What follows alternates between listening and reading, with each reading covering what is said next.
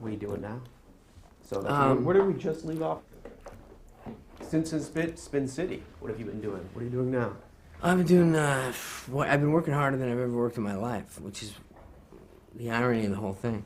I started a foundation that specifically, we felt that Parkinson's was a situation where the science is way ahead of the money.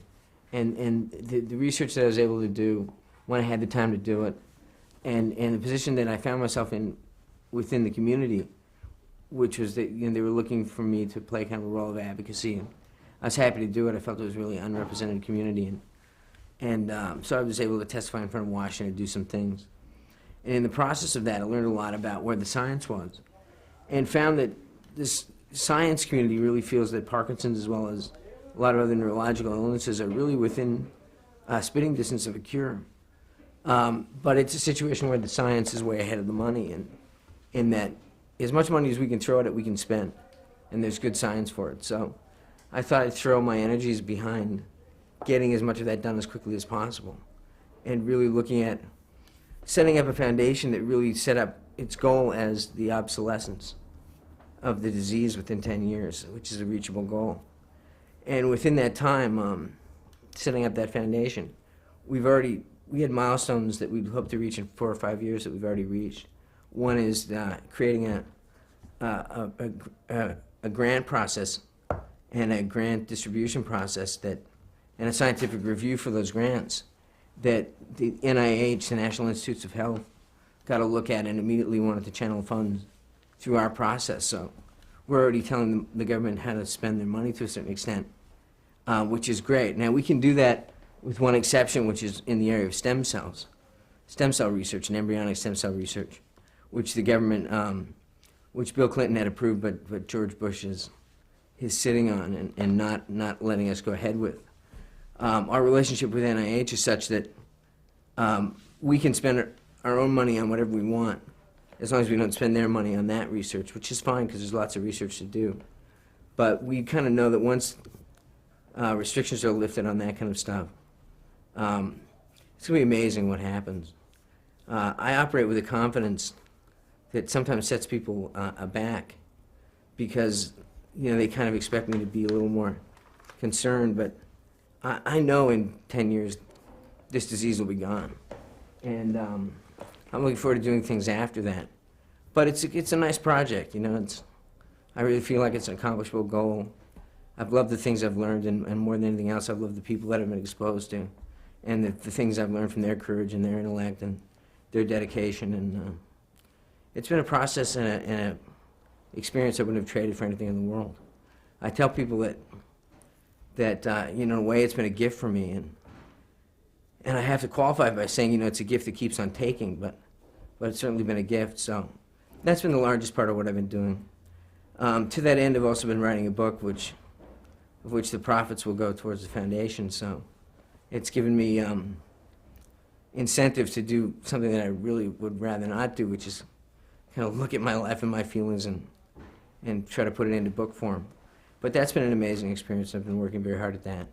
I still have a production company, Lottery Hill Productions, which is one of the producers of Spin City, and we're just right now, we have a pilot with Lifetime for a series for the fall.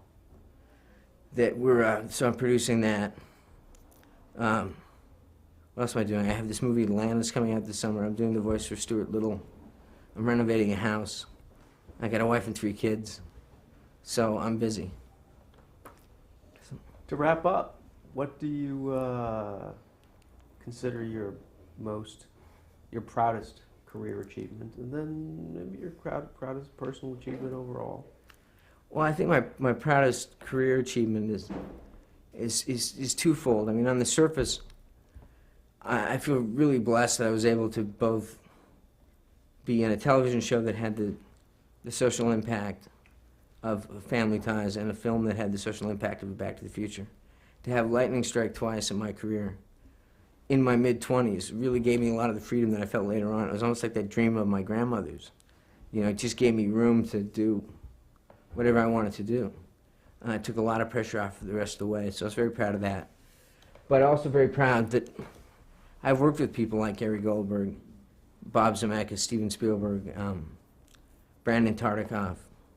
You know, I was saying to you that to have been a part of that era of television when Grant Tinker and Brandon Tartikoff did what they did with NBC and created shows like Hill Street Blues and Cosby and Cheers and shows that, and Family Ties, and shows that everything that we watch now and say is good, you can trace back to the quality of that programming. Is something I'll always be proud of. And so that's, I think career-wise, that's it. And the people that I've worked with, and the things that I've learned from them. And so on a personal level, what am I most proud of? I'm proud that I showed up, I'm proud that I stuck it out, and I'm proud that I recognize how lucky I was. Personal level? And am. And am, yeah. But at that time, yeah. Yeah. On a personal level, there's so many things. I'm proud of my folks. You know, I'm proud of my folks for taking a flyer on me and let me do the things that I did and being 18 and leave for another country and the risk that they took in doing that and the belief that they had in me. And I'm proud that I had a chance to honor that. And I'm proud that I have a chance to pass it on to my kids. You know, life is a great ride, you know. And so I'm really happy that I've just shown up for it and really had a good time with it and knew when to take it seriously and when not to. As far as the latter goes, that's most of the time. Thank you. Thank you. Thank you.